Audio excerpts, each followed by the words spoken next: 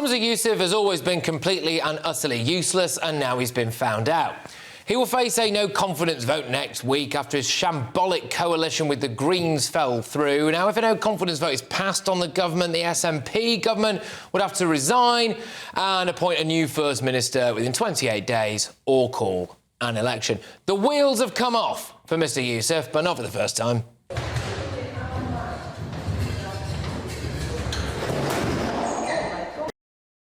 His record is absolutely shocking. He is an ocean-going disaster. A little bit like the ferry that he launched with Nicola Sturgeon that apparently cost loads and loads of money, possibly didn't even have an engine, and windows that were painted on. He was accused of clapping like a seal when that thing launched. When he was Transport Minister, he was fined for driving without the correct insurance. When he was Justice Minister, crime rose and he called for Rangers footballers to be investigated by the police after he fell for a fake video appearing to show them singing sectarian songs. When he was Health Minister, 1 in 7 Scots were on an NHS waiting list, and things were so bad under his tenure that when he became First Minister, he actually created a new position in his cabinet called the Minister for NHS Recovery. A practising Muslim, he conveniently missed a vote on gay marriage. He said that he had an urgent meeting he couldn't avoid, but later Alex Salmond accused him of coming under religious pressure. Since becoming First Minister, he's reportedly overseen the contraction of the Scottish economy. He's missed A&E targets, NHS waiting lists, which have increased by 9.5% apparently on the year before he took over, spending 134 grand of taxpayers' money on 9 independence papers, a rise in violent and sexual offences, and more than 12,400 train cancellations. He's made several inexplicable decisions, like deciding to go on a family holiday to Qatar, which houses Hamas leaders.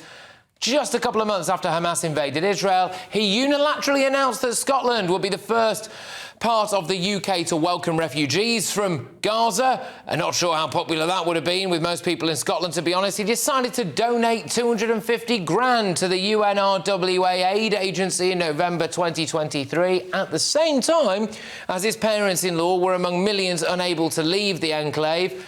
They have since left, but any insinuation of anything untoward happening there is simply an Islamophobic attack, according to Mr Yousaf. He is, of course, dead against making any kind of race-based statements himself, though, isn't he? Lord President, white. The Lord Justice Clerk, white. Every High Court judge, white. The Lord Advocate, white. The Solicitor General, white.